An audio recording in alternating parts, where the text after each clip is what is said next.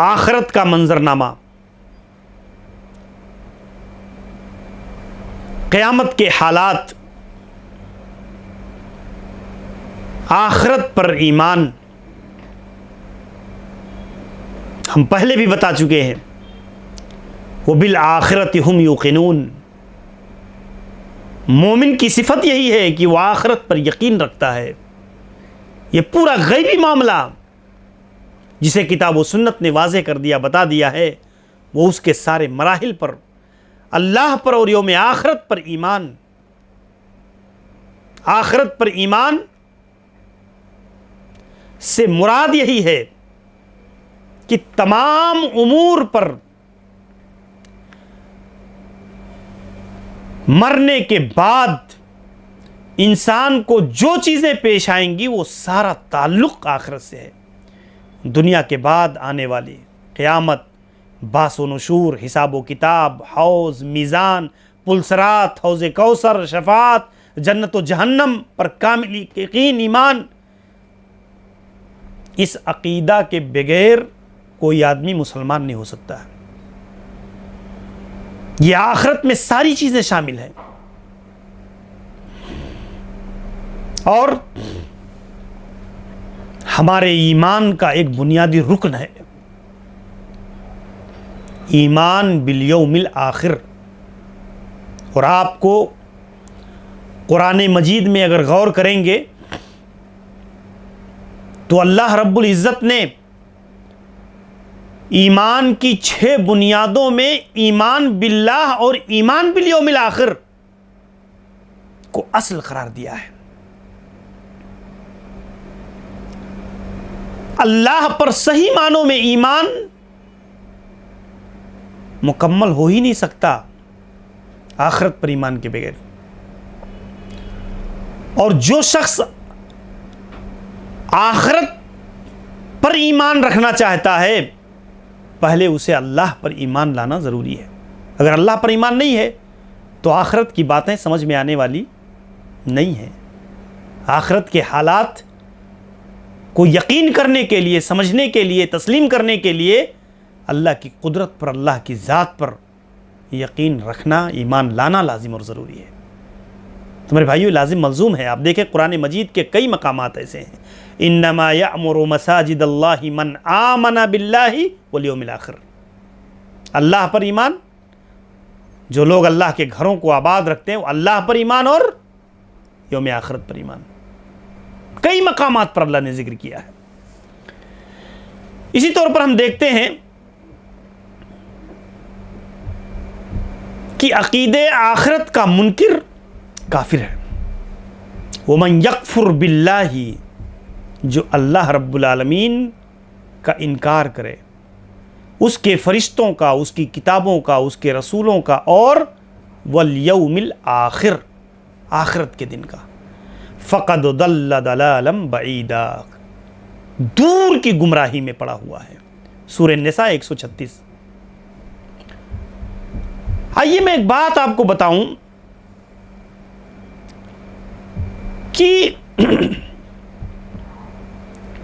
آخرت کا انکار یا دوبارہ اٹھائے جانے، زندہ کیے جانے، حشر و نشر کا انکار کرنے والے 3 طرح کے لوگ ہیں۔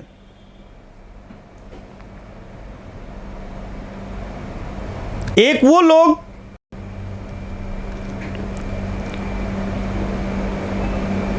جو اللہ پر ایمان نہیں رکھتے، ملحد ہیں، وجود باری تعالیٰ پر ہی یقین، ایمان نہیں ہے ان کا، جیسے فلاسفہ، دہریہ، کمیونسٹ، اس طریقے کے لوگ یہ ایتھسٹ کہلاتے ہیں، جن کا کوئی دھرم ایمان نہیں ہوتا۔ وہ مانتے ہیں کہ زمین ایسے ہی پیدا ہو گئی اور ایسے ہی جو ہے رہے گی، اور ان کو کوئی خالق اور مالک اور اس طرح سے ایمان ہی نہیں ہوتا۔ اور یہ باس بعد الموت کا انکار کوئی نیا عقیدہ نہیں ہے، بہت ساری عاجز و درمادہ عقلوں نے، حیوانیت و شہوات و لذات پرست طبیعتوں نے ہمیشہ اس کا انکار کیا ہے. دنیا دار لوگ،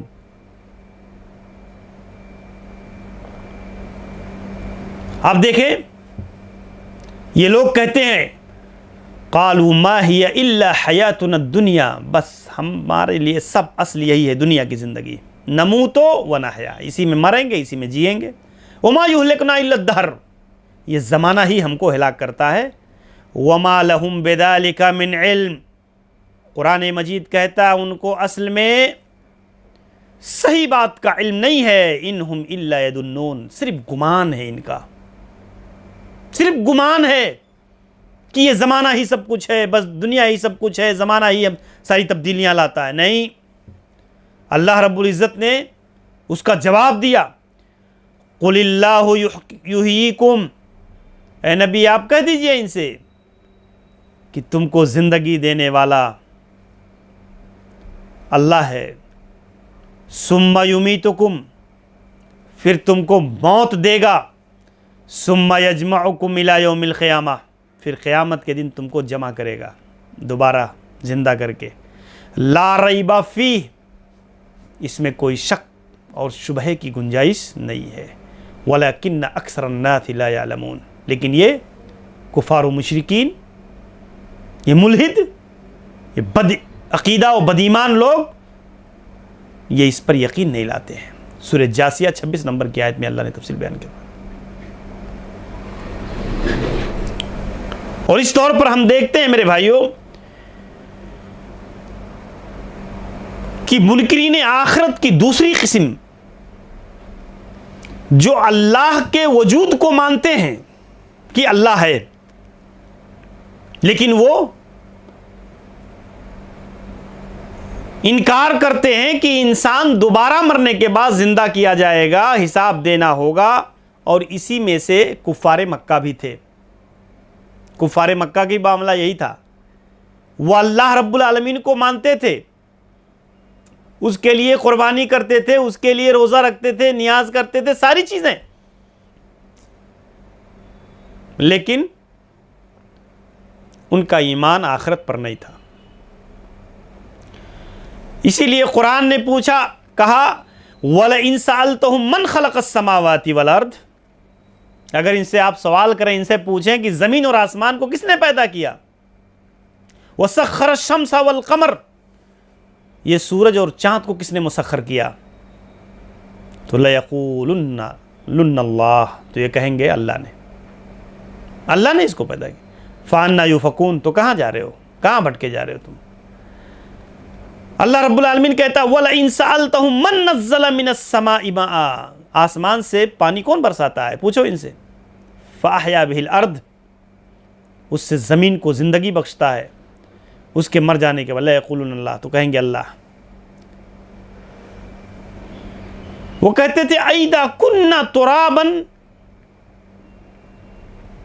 کیا جب ہم مٹی ہو جائیں گے، وَآبَاؤُنَا، اور ہمارے باپ دادا بھی مل کر مٹی میں گل سڑ چکے ہوں گے، أَإِنَّا لَمُخْرَجُونَ، تو کیا ہمیں زمین سے دوبارہ پیدا کیا جائے گا، نکالا جائے گا. لَقَدْ وُعِدْنَا هَذَا نَحْنُ وَآبَاؤُنَا مِنْ قَبْلُ، یہ تو پہلے بھی ہم سے کہا جا رہا تھا، ہمارے باپ دادا سے کہا جا رہا تھا. إِنْ هَذَا إِلَّا أَسَاطِيرُ الْأَوَّلِينَ، یہ پہلے لوگوں کی گڑھی ہوئی باتیں ہیں، ہم اس کو نہیں مانتے. یہ کفار مکہ کا اور اس طرز اور اس روش پر چلنے والے کفار و مشرکین کا ہمیشہ سے طریقہ رہا کہ انہوں نے آخرت کا انکار کیا. یہ لوگ اصلاً اللہ تبارک و تعالیٰ کی قدرت کے منکر تھے، لہٰذا اللہ نے اپنی قدرت کاملہ پر حجت و براہین قائم کیا. ایسے لوگ اللہ کو مانتے تھے لیکن اللہ کی قدرت پر انہیں یقین پیدا نہیں ہو پاتا تھا کہ اللہ کسی کو زندہ کرنے پر قادر ہے. اللہ نے بار بار قرآن مجید کے اندر کہ وہ اللہ جو تمہیں پہلی بار پیدا کرنے پر قادر ہے، اس کے لیے دوسری بار تمہیں پیدا کرنا مشکل ہے. جس نے اتنے بڑے آسمان اور زمین پیدا کیے، وہ تم جیسی حقیر سی مخلوق کو پیدا کرنا مشکل ہے. بہت طرح سے اللہ تبارک و تعالیٰ نے عقلی و نقلی طور پر اس کے دلائل دیے۔ لَخَلْقُ السَّمَاوَاتِ وَالْأَرْضِ أَكْبَرُ مِنْ خَلْقِ النَّاسِ، آسمان اور زمین کا پیدا کرنا ایک انسان کے پیدا کرنے سے کہیں مشکل ہے، کہیں بڑا ہے، وہ کہیں بڑا کام ہے۔ وَلَكِنَّ أَكْثَرَ النَّاسِ لَا يَعْلَمُونَ، لیکن لوگ سوچتے نہیں، سمجھتے نہیں۔ اللہ نے انکار کیا، رد اللہ علی من انکر احیاء العظام، بوسیدہ ہڈیوں کو دوبارہ جان پہنا کر کے زندہ کرنے پر رد کرتے ہوئے اللہ نے قال من یحیی العظام وہی رمیم، یہ کہتے ہیں کہ جب ہڈیاں بوسیدہ ہو جائیں گی تو کون اس کو زندہ کرے گا؟